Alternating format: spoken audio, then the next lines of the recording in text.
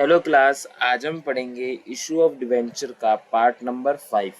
आज की वीडियो काफ़ी छोटी रहेगी क्योंकि आज का टॉपिक ही छोटा है। आज का टॉपिक है issue of debenture as a collateral security.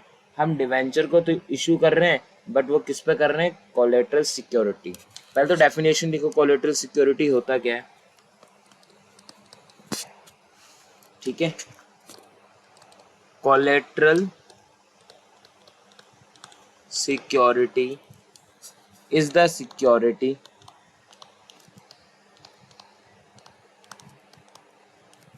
given to the lender in addition of the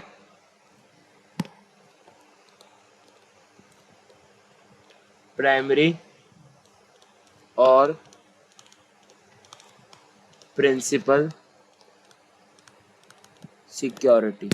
देखो, कोलेटरल सिक्योरिटी का मतलब है जितने का मैंने लोन लिया है उसके साथ में जो गिरवी रखूंगा एक्स्ट्रा अमाउंट जैसे कि मान लो मैंने एक मशीन परचेज करी। क्या करा? Purchase a machinery of 10 lakh.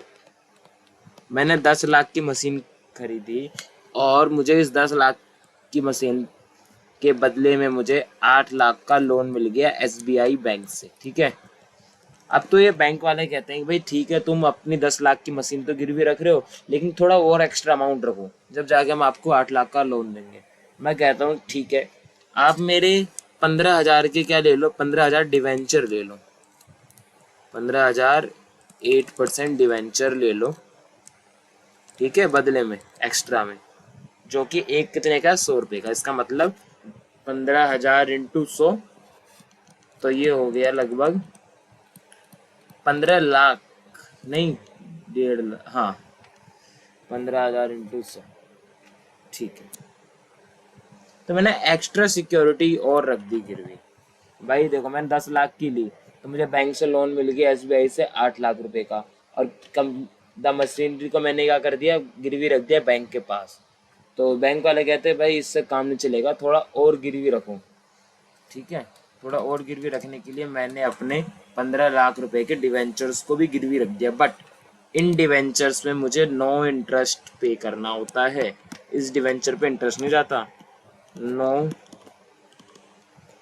Interest provided, because क्योंकि ये क्या है? कोलेटरल सिक्योरिटी के तौर पर मैंने गिरवी रखा है, इशू किया है उनको। ठीक है, तो इसके ऊपर कभी भी इंटरेस्ट नहीं जाता। इसको हम जीरो कूपन बॉन्ड भी कह सकते हैं, जिस पे इंटरेस्ट नहीं जाता उसे जीरो कूपन बॉन्ड कहते हैं। तो समझ में आया कोलेटरल सिक्योरिटी क्या है? मैंने मशीन खरीदी 10 लाख की, ठीक है, उसको गिरवी रख के 8 लाख का लोन मिल गया और बैंक वाले कह रहे हैं कि भाई थोड़ा और अमाउंट गिरवी रखो। तो ये जो मैं प्राइमरी या प्रिंसिपल सिक्योरिटी को जो गिरवी रख रहा हूँ, यहाँ पे प्राइमरी प्रिंसिपल क्या है? ये इस 10 लाख की मशीन के साथ में और क्या गिरवी रख रहा हूँ? और गिरवी रख रहा हूँ मैं अपने 15,000 के 15,000 डिवेंचर, 100 का एक मतलब 15 लाख रुपए के डिवेंचर। ठीक है, तो इसी चीज को कहते हैं कोलेटरल सिक्योरिटी। देखो, अब इसको करने के हमारे पास दो रास्ते हैं। एक तो है जब हम इस सिंपल तरीके से एंट्री पास करते हैं, और एक है जब हम एंट्री पास नहीं करते। तो चलो एक एग्जांपल से समझते हैं। जैसे कि हमने लोन लिया 8 लाख का SBI से, बैंक से। ठीक है, और एंड इशू कर दिया बदले में 10,000 के 9% डिवेंचर, 100 रुपये का ईच है एज अ कोलेटरल सिक्योरिटी। मतलब मैंने कुछ भी खरीदा होगा और बदले में मैंने गिरवी रख दिया। ठीक है, तो इसकी हमें डिवेंचर को शो करना है बैलेंस शीट में। दो रास्ते हैं। पहला क्वेश्चन कहता है कि when journal entry not pass. अगर हमें जर्नल एंट्री पास नहीं करनी तो हम क्या करेंगे? जब हमें जर्नल एंट्री पास नहीं करनी तो हम इसकी ट्रीटमेंट बैलेंस शीट में दिखाएंगे। आपको पता ही है बैलेंस शीट का format, extract of balance sheet का नॉर्मल हम क्या बनाते हैं, पर्टिकुलर्स। मैं तो अभी रफली बना रहा हूँ, ठीक है, आप स्केल से बनाना। यहाँ पे आता है नोट नंबर, यहाँ पे आ जाता है अमाउंट। तो पहला कॉलम होता है इक्विटी एंड लायबिलिटी। ये वो केस है जहाँ पर हम एंट्री पास करना नहीं चाहते, नोट पास में, ठीक है। फिर इसके अंदर आता है नॉन करेंट लायबिलिटी, क्योंकि ये लॉन्ग टर्म है तो इसके अंदर आएगा लॉन्ग टर्म बोरोइंग।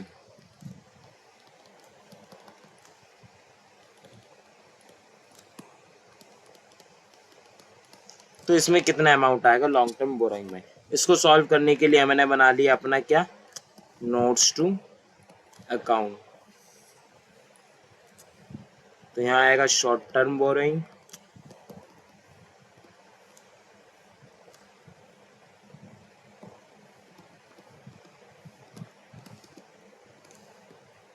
ठीक है। देखो सॉरी, लॉन्ग टर्म आएगा, शॉर्ट टर्म में लॉन्ग टर्म आएगा ना, लॉन्ग टर्म बोरोइंग। तो मैंने loan from SBI, state bank of India से लोन लिया है 8 लाख रुपए का। हो गया, बस इतना ही करना है। अब ये 8 लाख यहाँ उठाकर रख दो नोट नंबर 1 में। अब ये मतलब इसका फर्क नहीं पड़ेगा जो हमने डिवेंचर कोलेटरल सिक्योरिटी के तौर पर इशू किया है, ठीक है। बस इसकी क्या होती है, एंट्री पास होएगी।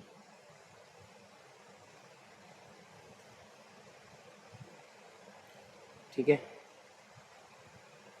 बस ये इतना होता है।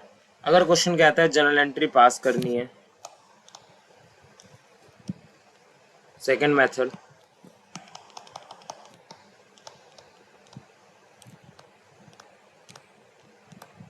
सेकंड मेथड है when general entry is pass. जब हमको जनरल एंट्री पास करनी है तब हम एक एंट्री पास करते हैं कोलेट्रल सिक्योरिटी के जो डिवेंचर इशू किए हैं उसकी एंट्री होगी। डिवेंचर लिख लेना इस एंट्री को सस्पेंस के नाम से, debenture suspense account debit to 9% debenture. Okay, कोई दिक्कत नहीं है ना। 10,000 डिवेंचर थे, 100 का एक मतलब 10 lakh.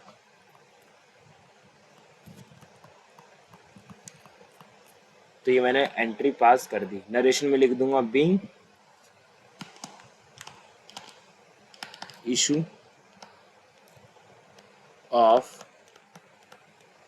10,000 9% debenture of 100 rupee each as a collateral security of a loan taken. Loan लिया था उसके साथ में हमें कोलेट्रल सिक्योरिटी भी गिरवी रखी है। जो लोन किससे लिया था हमने, SBI से। तो ये एंट्री हमारी सिर्फ डिवेंचर को गिरवी रखने की है। कोई दिक्कत, जब हम डिवेंचर को गिरवी रखेंगे उसकी एंट्री करेंगे तो उसका फर्क बैलेंस शीट में कैसे दिखाना है, तो इसके साथ बैलेंस शीट भी बनेगी हमारी। ऊपर हेडिंग डाल देना एक्सट्रैक्ट ऑफ बैलेंस शीट। यहाँ पे आ गया नोट नंबर, पर्टिकुलर्स, पहला आएगा इक्विटी एंड लायबिलिटीज,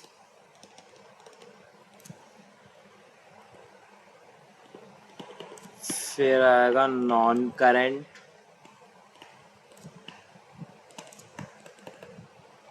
लायबिलिटीज, फिर आएगा लॉन्ग टर्म बोरिंग। मतलब सेम टू सेम जैसे हमने फर्स्ट वाले केस में किया था, यहाँ तक तो सेम लिखना है। आंसर तो बैलेंस शीट में इतना ही आएगा घुमा फिरा के, बस लिखने का थोड़ा तरीका बदल जाएगा। ठीक है, तो नोट नंबर 1 में यहाँ आएगा अमाउंट, तो हम बना लेते हैं नोट नंबर।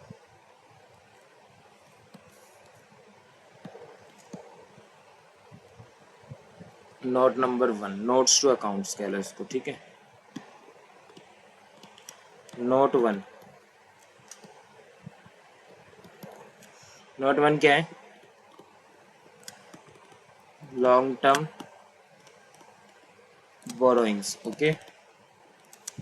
तो पहले होगा लोन फ्रॉम SBI। हमने SBI से लोन लिया है कितने का? 8 लाख का, जो कि मैंने यहाँ लिख दिया। अब डिवेंचर इशू करेंगे 10,000, 9% डिवेंचर ऑफ 100 का each, issue as collateral security, ठीक है। तो कितना है? 10 लाख। और इसमें से लेस करेंगे डिवेंचर सस्पेंस के नाम से, डिवेंचर सस्पेंस 10 लाख। तो घुमा फिरा के ये तो नील आ गया, तो कितना आएगा टोटल? फिर 8 लाख ही जाएगा। देखा, इस बैलेंस शीट और इस बैलेंस शीट में कोई भी अंतर नहीं है, बस अंतर इतना है, यहाँ पे ये 2 पॉइंट दिखाए हैं, जो इशू किया है उसे प्लस कर दिया और डिवेंचर सस्पेंस को लेस कर दिया, बस बात खत्म। तो इस तरीके का क्वेश्चन आपको कर देना है, कोई दिक्कत नहीं है। अब मैं आपको 1-2 क्वेश्चन करके दिखा देता हूँ, ठीक है। मैंने बैलेंस शीट बनाने को बोलेगा तो बैलेंस शीट भी बना के आपको दिखानी होगी। तो क्वेश्चन नंबर 29 है कि कंपनी ने लोन लिया है 4 लाख का फ्रॉम बंधन बैंक से और इशू कर दिए इतने डिवेंचर।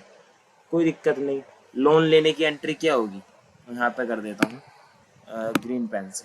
क्वेश्चन नंबर 29, लोन लिया है तो बैंक में पैसा आया होगा, bank account debit to bank loan 4 lakh, 4 lakh, और बदले में क्या कर दिए? कोलेटरल सिक्योरिटी इशू कर दी, ठीक है। तो अगर हमने इशू कर दी है तो उसकी एंट्री क्या है? Percentage debenture to suspense account, 8% debenture account debit to debenture suspense account, हो गया, बस बिल्कुल सिंपल है।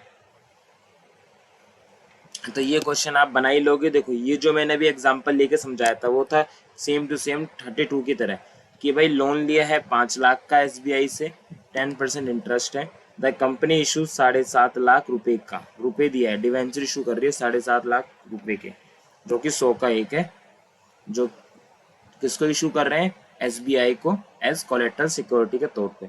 तो हमें एंट्री करके दिखानी है जब company not record to the issue of debenture, जब कंपनी इसको रिकॉर्ड नहीं करना चाहती, और एक टाइम जब रिकॉर्ड करना चाहती है।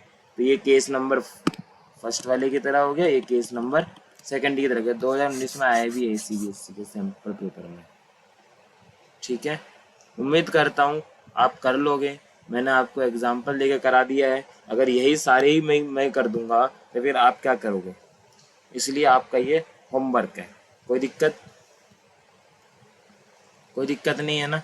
मैंने आपको बैलेंस शीट में समझा दिया ये वाला क्वेश्चन लेकर, कि जब हम एंट्री नहीं पास करना चाहते तो हम इतना करेंगे, एंट्री पास नहीं करने का मतलब क्या है? हम डिवेंचर कोलेटरल सिक्योरिटी को नहीं दिखाना चाहते, अगर हम दिखाएंगे तो ये एंट्री होगी और बैलेंस शीट में इसका ये फर्क पड़ेगा, जो कि मैंने आपको करके दिखा दिया। उम्मीद करता हूँ आपको अच्छे से समझ में आ गया होगा। नेक्स्ट क्लास में हम इस नया टॉपिक पढ़ेंगे। Thank you class, next class में कंटिन्यू करते हैं।